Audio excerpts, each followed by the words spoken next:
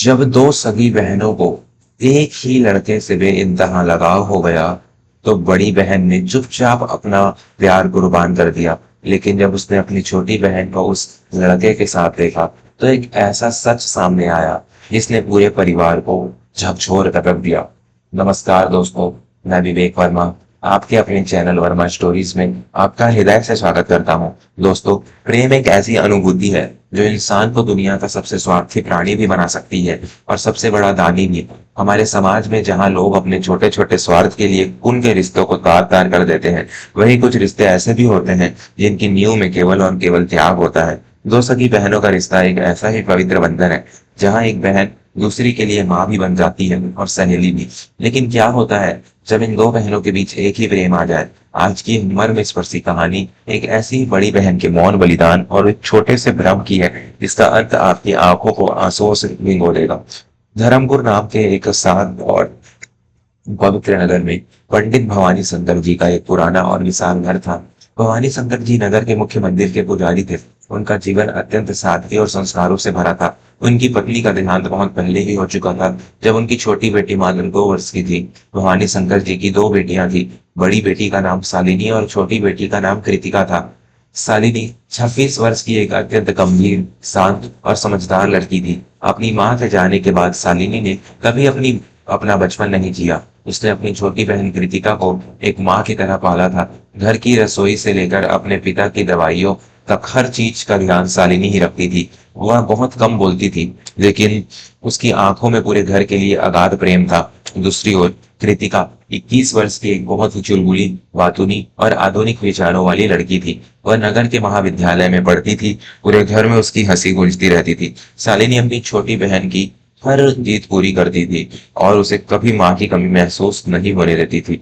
एक दिन भवानी शंकर जी के घर में एक युवा अतिथि का आगमन हुआ। उसका नाम अविनाश था। अविनाश शहर का एक बहुत ही होनहार और वास्तुशिल्पी आर्किटेक्ट था। उसे सरकार की तरफ से धर्मपुर के प्राचीन मंदिरों के जीर्णोद्धार, मरम्मत का काम सौंपा गया था।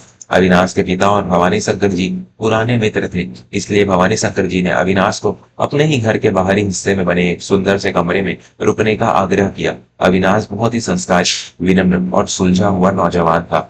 उसके आने से भवानी शंकर जी के शांत घर में एक नई रौनक आ गई। शालिनी अतिथि सत्कार में कोई कसर नहीं छोड़ती थी।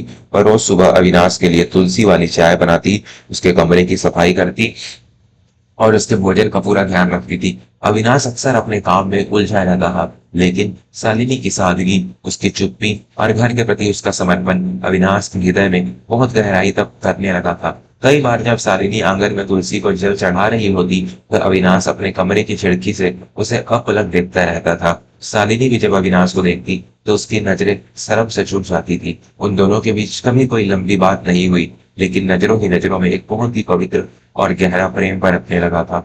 वहीं दूसरी तरफ कृतिका का स्वभाव बिल्कुल अलग था। वह बहुत बेबाक थी। जब वह महाविद्यालय से लौटती, तो सीधे अविनाश के पास जाकर बैठ जाती। अविनाश जी, आप दिन भर इन नक्शों में कैसे सिर खपाते रहते हैं? चलिए, मैं आपको हमारे धर्मपुर का बाजार दिखा कर लाती हूँ, कृतिका चहकते हुए कहती। अविनाश भी कृतिका को एक छोटी बहन या एक अच्छी दोस्त की तरह मानता था। वह उसकी बातों पर मुस्कुरा देता और उसके साथ कभी कभी बाजार या मंदिर तक चला जाता। लेकिन कृतिका की साधारण सी दोस्ती और अविनाश की विनम्रता को कुछ और ही समझ बैठी। कृतिका को लगने लगा कि अविनाश भी उसे पसंद करता है। अविनाश का पढ़ा लिखा होना, उसका शहर का रहन सहन और उसकी शराफत कृतिका को इतनी भा गई कि वह मन ही मन अविनाश को अपना जीवन साथी मान बैठी। एक रात जब पूरा घर सो रहा था, कृतिका धीरे से शालिनी के कमरे में आई। शालिनी अपने बिस्तर पर बैठकर कुछ कपड़े सिल रही थी। कृतिका ने शालिनी के गले में बाहें डाल दी और बहुत ही शर्मीली आवाज में बोली, दीदी, मुझे आपसे एक बहुत जरूरी बात करनी है। मैंने अपना जीवन साथी चुन लिया है। शालिनी के चेहरे पर एक प्यारी सी मुस्कान आ गई। अरे वाह, मेरी छोटी सी गुड़िया इतनी बड़ी हो गई।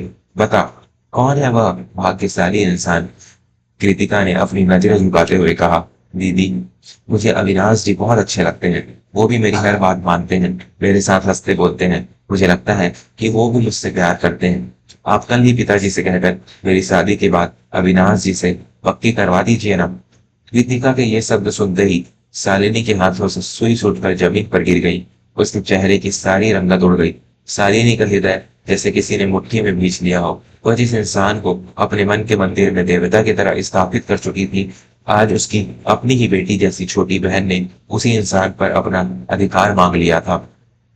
शालिनी की आंखों में आंसू छलकने को बेताब थे, लेकिन उसने खुद को संभाला। उसने अपनी भावनाओं का गला घोटते हुए एक बहुत ही झूठी मुस्कान के साथ कृतिका का माथा चूमा।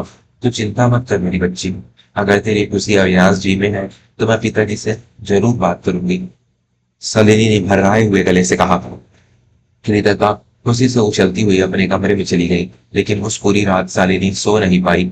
वह अपने तकिए में मुंह छिपाकर फूट फूट कर रोती रही। उसने फैसला कर लिया था कि वह अपनी बहन की खुशियों के बीच में कभी नहीं आएगी। अगले दिन से शालिनी का व्यवहार पूरी तरह बदल गया। उसने अविनाश के सामने आना बिल्कुल बंद कर दिया।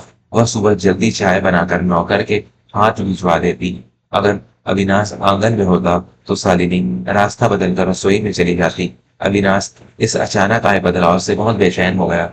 उसे समझ नहीं आ रहा था कि शालिनी उससे दूर क्यों भाग रही है। वह कई बार शालिनी से बात करने की कोशिश करता, लेकिन शालिनी बहुत ही रूखेपन से जवाब देकर वहां से हट जाती। शालिनी की क्या मुझसे कोई भूल हुई है? क्या मुझसे इस तरह कटकर क्यों नहीं रही हैं आप? एक दिन अविनाश ने आंगन में शालिनी को रोकते हुए पूछा। शालिनी ने नजरें चुराते हुए बड़ी कठोरता से कहा, मुझे बहुत काम है अविनाश जी, मेरे पास व्यर्थ की बातों के लिए समय नहीं है। कृतिका बाहर बैठी है, आप उससे बात कर लीजिए। यह कहकर शालिनी वहां से चली गई और अविनाश ठगा सा वही खड़ा रह गया। कुछ दिन और बीत गए। अविनाश का मंदिर का काम अब पूरा होने वाला था और उसके शहर लौटने का समय नजदीक आ रहा था। एक साहब शालिनी बाजार से कुछ पूजा की सामग्री लेकर लौट रही थी। रास्ते में धर्मपुर का मुख्य नदी का घाट पड़ता था। सूरज ढल रहा था और घाट पर बहुत कम लोग थे।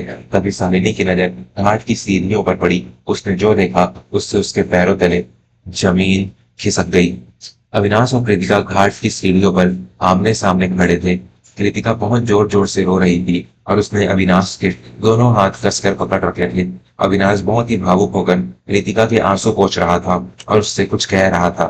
शालिनी का दिमाग सुन्न हो गया। उसे लगा कि कृतिका ने अविनाश के सामने अपने प्यार का इजहार कर दिया है और अविनाश ने भी उसे स्वीकार कर लिया है। शालिनी को लगा कि अब उसका इस घर में रहना ठीक नहीं।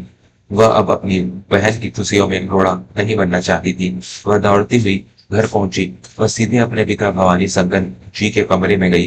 पिताजी, मुझे आपसे एक वचन चाहिए, शालिनी ने कांपते हुए और दृढ़ स्वर में कहा। भवानी शंकर जी अपनी बेटी की इस घबराहट देखकर हैरान रह गए। क्या बात है शालिनी, तू इतनी परेशान क्यों है? शालिनी ने कहा, पिताजी, मैं विवाह नहीं करना चाहती। मैंने फैसला किया है कि मैं अपना पूरा जीवन भगवान की सेवा और बच्चों को पढ़ाने में बिताऊंगी। मैं कल ही यहाँ से दूर एक आश्रम में जा रही हूँ, लेकिन जाने से पहले मैं चाहती हूँ कि आप कृतिका का विवाह अविनाश जी से तय कर दे। वो दोनों एक दूसरे से प्रेम करते हैं। मैंने उन्हें अभी घाट पर एक साथ देखा है। आप अविनाश जी से बात कीजिए, वो मना नहीं करेंगे। भवानी शंकर जी सन्न रह गए। यह तो क्या कह रही है शालिनी? बिना तेरे विवाह के मैं छोटी का विवाह कैसे कर सकता हूँ? और तू आश्रम क्यों जाएगी? बस पिताजी, यही मेरा अंतिम निर्णय है। शालिनी रोते हुए अपने कमरे में भाग गई। अगली सुबह भवानी शंकर जी भारी मन से अविनाश के कमरे की तरफ जा रहे थे ताकि वे उससे कृतिका के विवाह की बात कर सके। शालिनी अपने कमरे के दरवाजे की ओट में छिपकर आंसुओं के साथ सब कुछ देख रही थी। तभी अचानक घर के मुख्य दरवाजे से कृतिका अंदर आई। उसका चेहरा बहुत ही शांत और गंभीर था, जो उसके चुलबुले स्वभाव से बिल्कुल विपरीत था। कृतिका ने दौड़कर अपने पिता का हाथ पकड़ लिया और उन्हें रोकते हुए बोली, रुक जाइए पिताजी, आप अविनाश जी के पास नहीं जाएंगे। मुझे आपसे और दीदी से कुछ कहना है। शालिनी भी घबराकर बाहर आ गई। अविनाश की आवाज सुनकर अपने कमरे से बाहर आ चुका था। कृतिका शालिनी के पास गई और अचानक उसके पैरों में गिरकर जोर जोर से रोने लगी। मुझे माफ कर दो दीदी, मैं बहुत बड़ी मूर्ख हूँ। मैं अपने बचपन और अपनी नासमझी में यह नहीं देख पाई कि मैं आपने मेरे लिए कितना बड़ा त्याग किया है। शालिनी घबरा गई। उसने कृतिका को उठाते हुए कहा, तू क्या कह रही है कृतिका? क्या हुआ है तुझे? कृतिका ने अपने आंसू पोंछे और पूरे परिवार के सामने वह खौफनाक सच बताया। इसे देखकर शालिनी गलतफहमी का शिकार हो गई थी। कल शाम घाट पर मैंने अविनाश जी को अपने दिल की बात कह दी थी दीदी। मैंने उनसे कहा था कि मैं उनके बिना नहीं जी सकती और मैं उससे शादी करना चाहती हूँ। रितिका ने रोते हुए कहा। साली ने कहा, तो इसमें रोने की क्या बात है? मैंने पिताजी से बात कर ली है, तेरा विवाह अविनाश जी से ही होगा। नहीं दीदी, रितिका ने शालिनी को बीच में रोकते हुए कहा। आपने मुझे और अविनाश जी को घाट पर देखा जरूर था, लेकिन आपने हमारी बातें नहीं सुनी थी। जब मैंने अविनाश जी के हाथ पकड़े और उन्हें अपने प्यार के बारे में बताया, तो उन्होंने बहुत ही आदर के साथ मेरे हाथ छोड़ दिए थे। कृतिका ने अविनाश की तरफ देखा और फिर शालिनी से बोली, अविनाश जी ने कल मुझसे घाट पर जो कहा, उसने मेरी आंखें खोल दी दीदी। अविनाश जी ने मुझसे कहा, कृतिका, तुम बहुत ही अच्छी और मासूम लड़की हो, लेकिन मेरे हृदय में केवल तुम्हारी बड़ी बहन शालिनी बसती है। शालिनी की खामोशी, उसका त्याग और घर के प्रति उसका समर्पण मेरे जीवन का सबसे बड़ा सच है। मैं शालिनी के अलावा इस दुनिया में किसी और स्त्री के बारे में सोच भी नहीं सकता। यह सुनकर शालिनी के पैरों तले से जमीन खिसक गई। वह अवाक होकर अविनाश की तरफ देखने लगी। कृतिका ने शालिनी के हाथ पकड़ते हुए कहा, कल घाट पर मैं इसलिए नहीं रो रही थी कि हम दोनों का प्यार मुकम्मल हो गया था। मैं इसलिए रो रही थी क्योंकि मेरा दिल टूट गया था। लेकिन कल रात भर रोने के बाद मुझे एहसास हुआ कि आप पिछले 1 महीने से अविनाश जी से दूर क्यों भाग रही थी। आपने मेरे उस एक बचकाने सपने के लिए अपने उस सच्चे प्यार का गला घोट दिया, जिसे अविनाश जी भी शिद्दत से चाहते हैं। आप मेरे लिए अपनी खुशियां कुर्बान कर रही थी दीदी। कृतिका ने अविनाश का हाथ पकड़ा और उसे शालिनी के पास लाकर खड़ा कर दिया।